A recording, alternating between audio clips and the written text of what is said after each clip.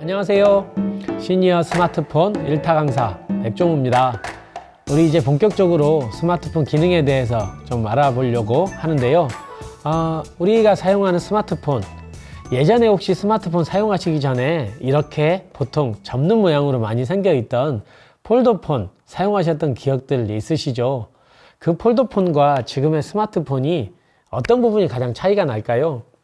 예전에 나왔던 그런 폴더폰들은 원래 그 폰에 있었던 기능 그대로 전화를 걸거나 받거나 또는 문자를 보내는 정도밖에 할 수가 없었죠. 그런데 스마트폰, 스마트는 똑똑하다는 뜻이죠. 산책 가는데 너무 심심해. 그러면 여기에 라디오 앱을 깔고 뒷짐지고 내가 음악을 들을 수도 있고요. 내가 운전을 해서 어디를 찾아가는데 길을 잘 모르겠어. 그러면 내비게이션 앱을 깔고 좌로 가세요, 우로 가세요, 속도 줄이세요, 여러 안내도 해주기 때문에 그런 기능들을 추가로 내가 설치했다가 필요 없으면 또 지웠다가 할 수 있는 게 스마트폰입니다. 그래서 이제는 내 주머니에 있는 스마트폰 각자 꺼내셔서 우리 일상생활에 많이 사용하니까 좀 더 의욕 가지고 한번 배워보자고요.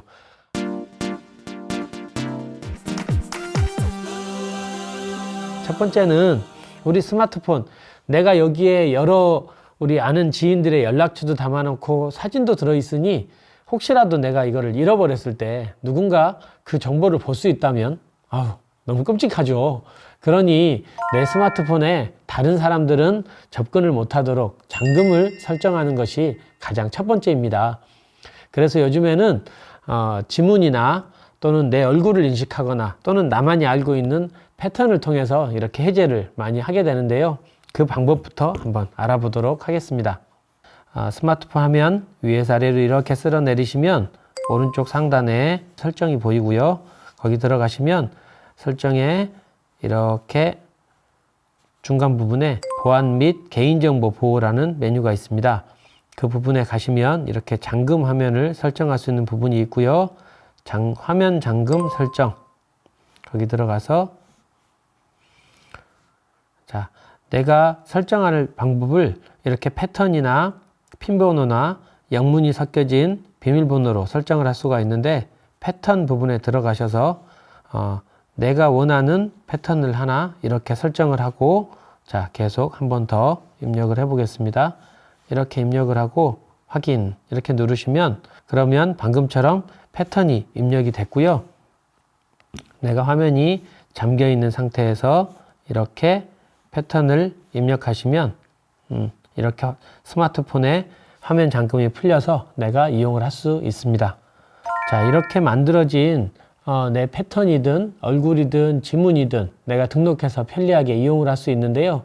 이런 비밀번호나 패턴은 한번 내가 설정을 해놨다가 이걸 기억을 못하면 서비스 센터에 간다고 해도 거기서 풀어주질 못합니다. 전부 다 데이터를 지워서 초기화를 할 수밖에 없기 때문에 설정한 비밀번호나 패턴은 꼭 기억을 해 주셔야 되니까요. 다시 한번 당부를 드릴게요. 지금까지 스마트폰을 다른 사람이 접근하지 못하도록 잠금을 설정하는 기능을 같이 한번 해봤는데요. 사실 반대의 경우도 있을 수 있습니다. 스마트폰을 사용하다가 내가 응급 상황에 되었는데 다른 사람이 도와주고 싶어서 내 폰을 들었는데 다 잠겨 있으니 정보를 볼 수가 없어서 어디에 연락도 해줄 수가 없는 거죠. 오히려 이런 경우에 대비해서 긴급 전화를 설정할 수 있습니다. 같이 한번 해볼까요? 이렇게 스마트폰 화면에 이렇게 패턴을 푸는 화면까지 같이 들어오면 하단에 긴급전화 메뉴가 보이고요. 긴급전화에 들어가면 이렇게 112, 119, 여러 긴급전화 번호가 이렇게 나와서 이 번호에 누르면 긴급전화가 바로 연결이 될 수 있습니다. 스마트폰이 잠겨 있는 상태에서도 이용이 가능하다는 거 꼭 기억하시고요. 상단에 보면 제 이름 밑에 의료정보 보기라고 나와 있죠. 이 부분은 응급 환자가 생겼을 때 또는 교통사고가 난 상황을 한번 가정을 해볼까요? 그럴 때 이분을 급하게 수혈을 해야 되거나 또는 누구한테 연락을 해야 될 수도 있을 텐데, 그럴 때 이렇게 나의 혈액형이나 주소 또는 긴급하게 연락할 수 있는 연락처를 같이 입력을 해 놓으면 아마 그런 긴급 상황에서도 활용할 수 있을 테니까요. 꼭 기억하고 또는 우리 가족들의 스마트폰에는 서로의 연락처를 한번 이렇게 입력해 놓으면 아마 그런 긴급 상황에 크게 도움이 될 것 같습니다. 제가 스마트폰 수업을 하면서 만난 어르신 중에는 아들이 좋은 폰을 사줬는데 글씨 크기가 불편한 거를 내가 키우거나 줄일 줄 몰라가지고 불편한 걸 참고 쓰시는 분도 있었고, 화면이 어두운 거를 더 이렇게 밝게 키우는 것도 몰라서 불편해 하시는 분도 있었습니다. 그래서 이제는 사용하기 편하게 화면도 밝게 글씨도 크게 한번 같이 설정을 해 봤으면 좋겠습니다. 디스플레이 가볼까요? 보통 스마트폰 화면에 여러 가지 메뉴들, 이렇게 라이트와 다크로 내 스마트폰에 이걸 밝게 하고 내가 보는 게 편한지 어둡게 해놓고 보는 게 편한지 이것도 설정을 할 수 있고요. 자, 밝기, 화면 밝기를 이렇게 밝게 어둡게 설정할 수 있는 부분도 여기 메뉴에 있습니다. 그리고 어르신들 좋아하시는 글자 크기, 지금 이 글자가 너무 작다 보이시는 분들은 이렇게 글자 크기를 키우시면 훨씬 보기 편하시니까요. 글자 크기도 조절해서 사용을 하시고,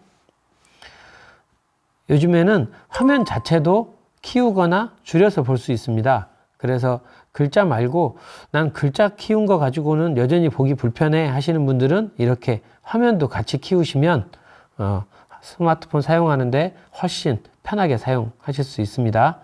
자, 뒤로 가시면, 자, 화면 자동 꺼짐 시간 한번 볼까요?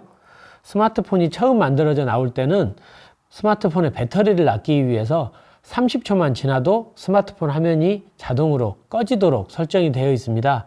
그 부분을 보통 어르신들한테 제가 추천드리는 건 2분 내지는 5분 정도 설정을 해 두시면 어르신들은 아무래도 스마트폰에 나오는 여러 메뉴들이나 글씨를 읽느라고 좀 더 시간이 걸릴 수 있는데, 편하게 2분이나 5분 정도로 설정을 해 두시면 이용하기가 훨씬 편하실 겁니다.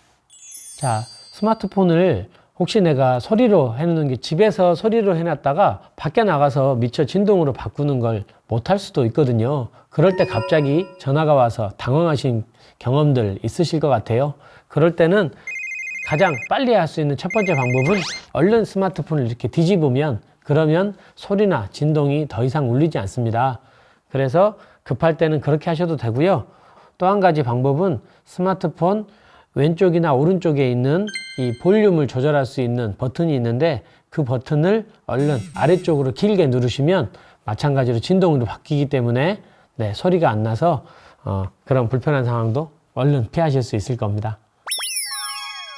자, 스마트폰 화면을 위에서 아래로 이렇게 쓸어 내려 보시면, 자, 상단에 와이파이부터 시작해서 여러 버튼들이 보이실 겁니다. 상단바에 이 버튼들이 이렇게 어느 화면에서든 위에서 아래로 쓸어 내려서 바로 볼 수 있다 보니까 여기에 여러 기능들이 또 있고, 필요하면 내가 편집을 해서 내가 자주 쓰는 기능들을 더 직관적으로 볼 수 있게 만들어 놓을 수도 있습니다. 그래서 여기 있는 기능들 오늘 몇 가지 설명드려 볼게요. 블루투스, 요즘에는 자동차나 여러 기능들을 블루투스로 많이 활용을 하는데요. 오늘 제가 블루투스 이어폰을 하나 가지고 와봤는데 설정하는 걸 같이 한번 해보겠습니다. 자, 블루투스 기능에 들어가서 새로운 블루투스 기기를 연동을 해보겠다 할 때는 블루투스가 현재 사용 안함 이렇게 되어 있는데 사용하겠다고 기능을 켜보겠습니다. 그러면 자동으로 기존에 등록되어 있던 기기들이나 새로 연결할 수 있는 기기들을 이렇게 보여줍니다. 그런데 여기에서 제가 연결하고자 하는 무선 이어폰을 제가 이렇게 찾기를 해보겠습니다. 그러면 연결 가능한 기기에 갤럭시 버즈라고 해서 무선 이어폰이 검색된 거 보이시죠? 연결 가능한 기기로 제가 선택해 보겠습니다. 그러면 이렇게 블루투스 연결을 할지 등록할까요? 라고 묻는 메시지가 뜨고요.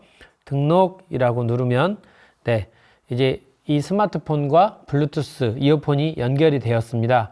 그래서 밖으로 소리가 나지 않게 블루투스 이어폰으로 앞으로 스마트폰을 제가 이용을 할 수 있겠죠. 자동차든 다른 블루투스 여러 기기들을 이용할 때도 동일한 방법으로 블루투스 기기를 검색하고 연결만 해주면 사용할 수 있으니까요. 이것도 기능을 잘 알고 계시면 도움이 될 것 같습니다. 그 옆에 손전등 기능이 있죠. 원래 이 손전등 기능은 카메라에 어두운 곳에서 사진 찍기 위해서 이렇게 라이트 기능이 있는 건데, 손전등 기능을 이렇게 켜고 꺼 보시면 우리 어르신들 어두운 주차장에서 처음 막 내렸을 때나 아니면 새로운 곳에, 불 꺼진 곳에 들어가서 스위치를 못 찾았는데 혹시나 내가 어두운 곳을 더듬거리고 들어가다가 넘어지시면 절대 안 되시거든요. 그래서 그럴 때 이렇게 손전등 기능을 켜보시면 굉장히 유용하게 사용할 수 있습니다. 자, 다음은 스마트폰의 이 자동 회전 기능입니다. 자동 회전 기능이 이렇게 켜져 있는 상태에서는 내가 혹시 영상을 보거나 할 때 이렇게 화면을 돌리면 자동으로 화면이 가로로 바뀌는데, 꺼져 있는 상태에서는 화면을 바꿔도 화면이 돌아가지 않죠. 그래서 내가 필요에 따라서 이렇게 자동 회전이 되도록 설정도 할 수 있습니다. 비행기 모드는 이렇게 말 그대로 비행기를 탈 때 보통은 실행을 시키는데, 평소에도 내가 혹시 통신을 차단한 상태에서 뭔가를 해야 된다, 예를 들면 꼭 얘기하는 걸 녹음을 해야 된다, 이럴 때 중간에 전화가 오면 녹음 기능이 차단되기 때문에 그럴 때 비행기 모드를 켜놓고 녹음을 하셔도 유용하게 쓰실 수 있습니다. 다음 화면에서 보시면 편안하게 화면 보기라는 기능이 있습니다. 편안하게 화면 보기는 우리 예전에는 블루라이트라는 이름으로 되어 있었는데, 어르신들이 너무 화면이 밝은 게 눈에 부담이 되시는 분들이 있어서 기능을 켜두시면 좀 더 화면 보기가 편하게 보실 수 있고요. 다음 화면에 있는 다크 모드도 비슷한 기능이라고 생각하시면 될 것 같습니다. 너무 하얀색 화면이 눈부셔서 불편하신 분들은 편안하게 화면 보기나 다크 모드를 켜놓으시면 스마트폰 화면을 보시는데 훨씬 더 편안하게 보실 수 있을 겁니다.